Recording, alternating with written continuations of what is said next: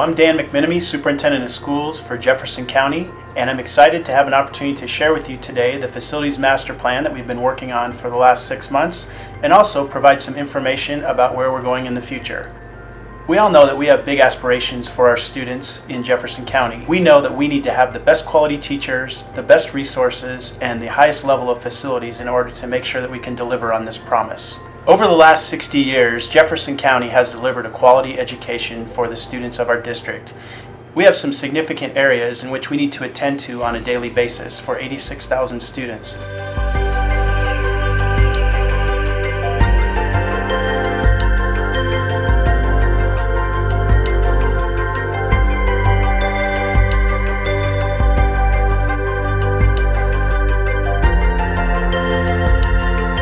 These things have changed over the last 60 years as we've delivered for our students, and we need to make sure that our facilities are able to provide this information and quality classrooms for our kids. So how did we get here? We believe that there are several influences from the outside that are currently in play in Jefferson County that are having an effect on our students. The first of which would be state funding is low when compared to the rest of the United States. When comparing a variety of sources, the funding gap between the Colorado per pupil spending and the national average has continued to grow for 2 decades, anywhere from $1,800 to $2,800 per student. Now please keep in mind that $100 per student equates to approximately $8.6 million for our district. In this graph, it shows the continuing downward trend of per pupil funding in our district and in our state since about 1990. You can see that downward trend, and the challenges that it presents are significant. There are 4 different publications that took a look at this, and again, that number is anywhere from $1,800 to $2,800 per student. That's a significant hit to our system. Another question that we've gotten during the time that we've been out in the community meetings is around paying more property taxes. You paid more property taxes, but we did not gain more funding for schools. When the local share increases, the state share decreases. Your property taxes are helping the state of Colorado balance their budget, but they're not helping individual schools or school districts. This graph represents how the state of Colorado uses their property taxes. The solid black line on this chart is the total funding as determined by the School Finance Act formula. In 2016, when the local share increased, the blue portion of this chart slid down, reducing the green share. The key is that the black line did not move. Schools did not gain more funding. Your property taxes are helping the state to balance their budget, but not helping individual schools or school districts.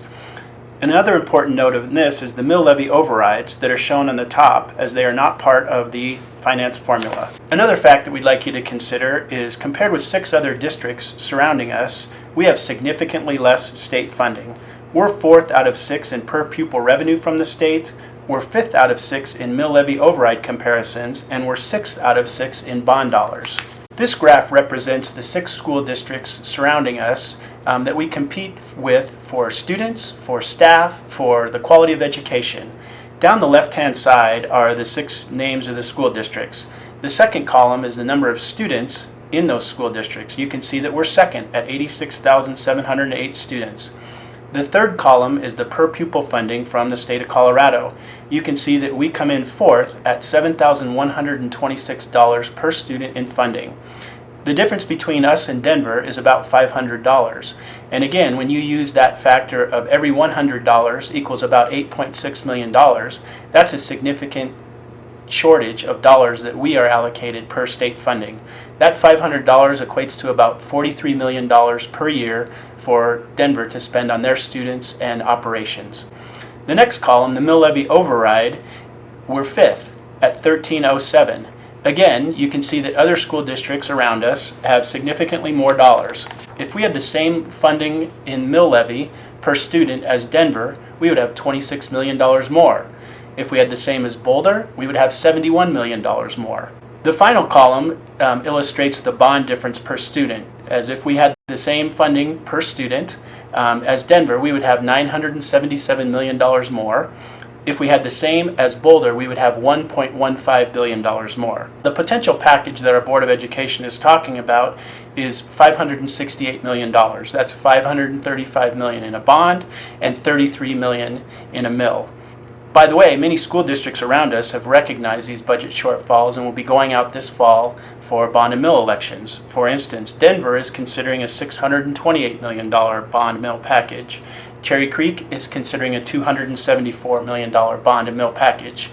So the fact is that school districts around us have recognized that state funding combined with the needs in their school districts have led them to have to consider this question.